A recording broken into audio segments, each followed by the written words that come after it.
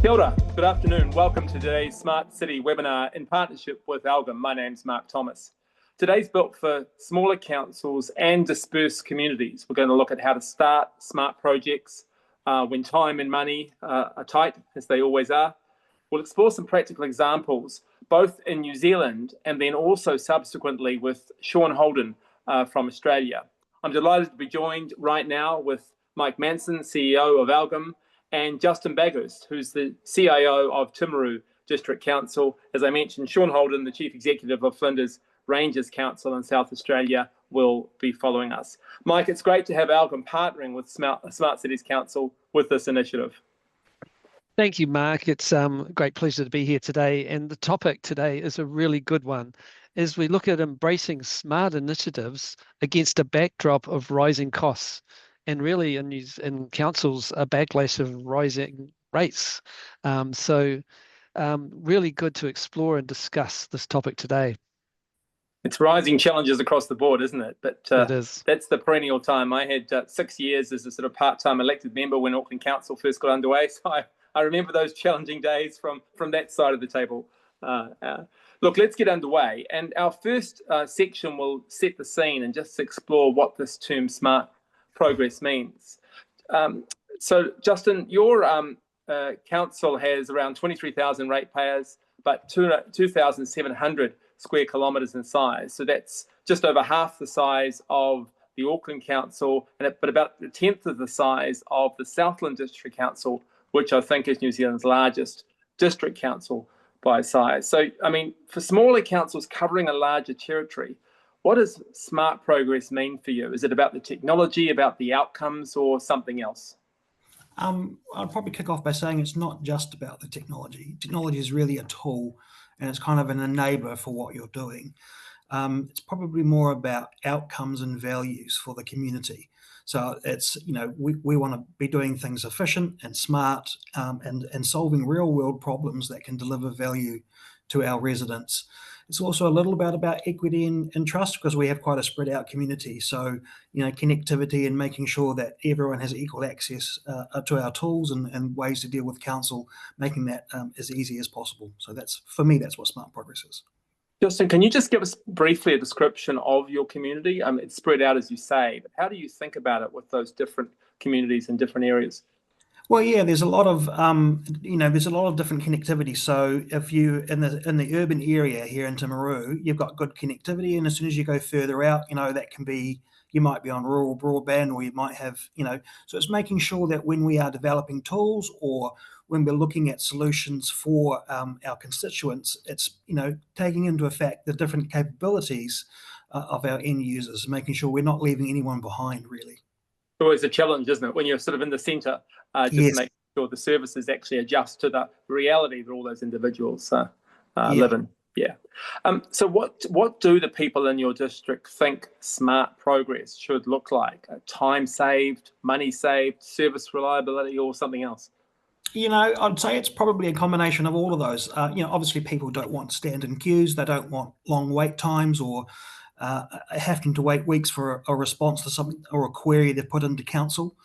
And obviously with a ratepayer base that's, with the size that we've got, it's not huge, being efficient with our money. So making your money go further, that means we keep the rates down as low as possible. And also it's about, I think they want reliability and transparency. So they want to be able to see the value for money that they're getting. And they also want, the equity of access. So they want, to be able to easily access our services and to be in a style and a form that's better for them.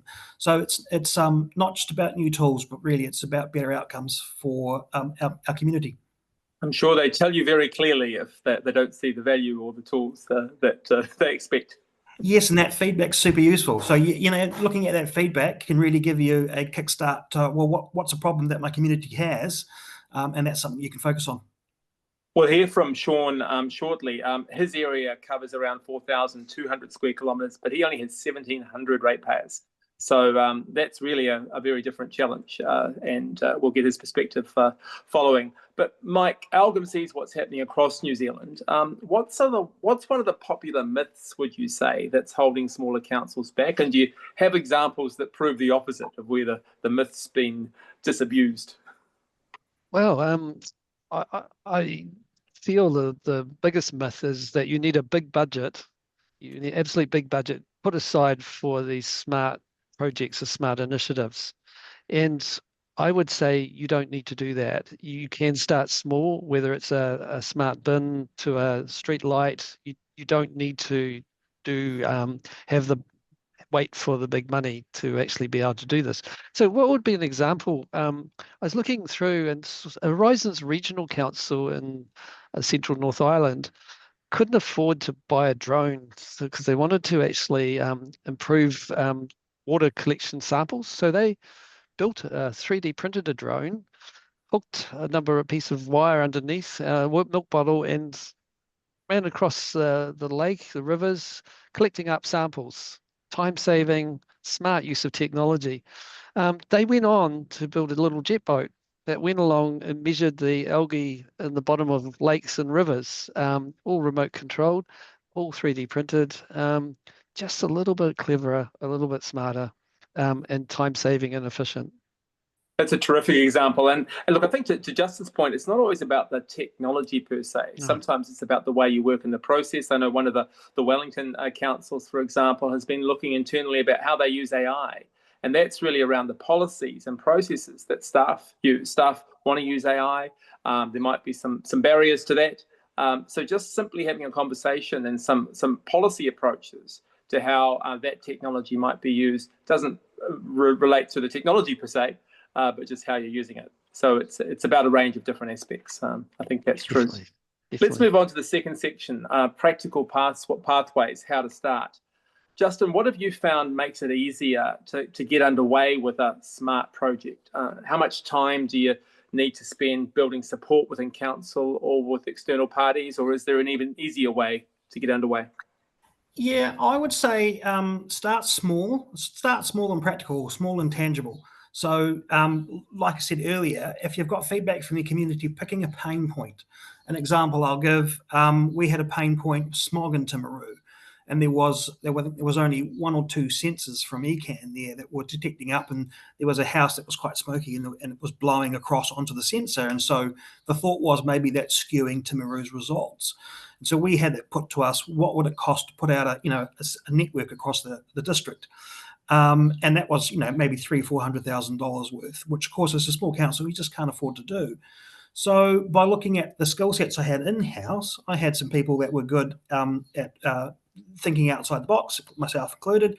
And so we came up with the idea of getting an Arduino a unit, which is, we chip boards, putting it together with some batteries and some solar. We 3D printed some boxes, and we came up with kind of like a mesh IoT solution that could pick up and detect smog, and you could scatter them about the district for well under $5,000. So it is starting small to get those results. Also, I think if you can link the thing that you're working on back to a council priority is really good. Building allies, so talking about it with your executive team, or finding a champion within council to help talk about what you're working on or what you're trying to solve. So it's a bit of everything. So look, I think that's a great insight. A particular practical pathway is looking at a problem that there's kind of agreement needs to be solved, right? Yes. Because you have a level of buy-in immediately. And I think that example that you described perfectly indicates that it might be something that's just come up, or it could be a systemic issue around which there's agreement, because you're at least fighting fewer barriers if you've at least got alignment on that there's a problem. Mike, yes. What would be your 3 steps, your 1, 2, 3 for a smaller council to make a start with a smart project? Right. So my first step would be to look for the low-hanging fruit. Look around. Is it that you've got an efficient waste collection of bins? Is it that you need to sense certain things in your district? But look for the low-hanging fruit. Secondly, begin with a small project that could deliver maximum public benefit, however that is. And thirdly, why not celebrate the successes and communicate these to all stakeholders? Because success builds success. So start small, begin with a small project and celebrate success are my three. Thanks, Mike. Okay, with Sean, we'll explore when you've only got 1,700 ratepayers. I mean, what does success look like in that context? There's going to inevitably be a greater concentration in one area, and then there'll be others more dispersed. How do you spread the smart love, as it were, in that much more challenging context? And that'll be interesting, I'm sure, for some to hear. Look, just lastly in this session, we keep these short because you've got other things to do. Overcoming challenges. What are the lessons learned? Justin, what would you say that you see the biggest barriers are that councils face in New Zealand if they want to try and be smarter? I would say it's probably funding and buy-in, I guess, from the exec. So I think, and that's one of the advantages of, I think being in New Zealand, right? Number 8 wire mentality. So it's doing things. If you're a small council, if you're picking something small to trial and have a go at, you can fail fast, learn from that, and then have another crack at something. So I think that's important in terms of that scaling and resource. The other thing that I think is probably a barrier is the digital equity. So you need to think about the type of people that you're trying to reach and their ability to be able to consume or to access the service or the tool that you're putting out there. Also, we have quite a lot of legacy systems in New Zealand. Councils have quite a lot of aging platforms, and so you need to think about what you're building or what you're doing. How's it going to fit in? And I suppose another part would be a bit of that change fatigue. There's a lot of change happening in the country, and with AI coming in, and there's a lot of talk around that. So, yeah, just being careful about your comms out, making sure that you communicate clearly what it is that you're trying to achieve, and that your results are observable. And I think, that's probably what I'd say with barriers. Great insight there, Justin. I mean, funding is really almost always going to be a barrier. It's kind of taken as a given. So I think the starting position has to be that's going to be the challenge. What do we do about that? Both of you have given some examples earlier in the session of relatively small investments that achieve a reasonable amount. So I think let's not be constrained by that. Let's accept it as a norm, and then work around that in the ways you've described. I think to kind of build support, focus on a core problem. And then look for others maybe who can add some value to the solution. Also, I'll just add in like community expectations. So you want to make sure that you know what your community expectations are, and you comms out what the result's going to be to make it a bit more seamless. So you're meeting the expectation of your community. Justin, just taking a step back to look ahead over the next couple of years. Look, we know AI is the big thing that's dominating a lot of our agendas, but in which areas particularly would you see of council activity the biggest opportunity for smaller councils in particular to make progress? I think like moving transactions, so that digital enablement for citizens. So more and more we're seeing the capability in software to be smarter and to link with other bits and pieces. So it's getting easier to move transactions and the ability to really give that power back to the community to interact or pay, whether it's weekly, monthly, to see what they owe, what's happening on their rates invoices or their services with council. So it's kind of pushing a bit more of that power back into the community's hands so they can interact the way they want to with council. And I think also it's the ability to be able to do smart things, with your infrastructure and your assets, measurable data to come in. So that means that you're making better informed decisions around changes that you're making. It's with roading or water or smart meters and things like that. And I think all of those combined means that there's really good opportunity for internal efficiency. There's a lot of automation and AI coming in, and it is just a tool, but used correctly, it can make small improvements which will build up over the course of a year, which means that we're getting faster results out to the community, more accurate results out to the community, and making better decisions for them. Look, I mean, again, Justin, great insights. There are some terrific digital tools. As you say, if you're up for kind of giving both more power back to citizens, but getting more response from them to help guide decision making, a lot of good tools available now. I'm just aware of the complex conversation tool that Auckland University uses for working with water care in the case of Auckland, also Auckland Transport, to help basically make better decisions. This is an open source free platform, complex conversations people can use, just as a way of actually making citizens feel like they're actually more genuinely involved in the decision. But there's a ton of things like that. Mike, what would you add in this final session of overcoming challenges? I think AI, as you've rightly pointed out, offers a huge opportunity to overcome challenges. Let's just take one example would be sort of the language barrier. So in my city, there's 120 different nationalities and different cultures. The ability for the digital humans, the avatars, the AI to actually communicate in different languages is sort of a game changer really for working with the community. And there's also those sort of quick wins I see in the future.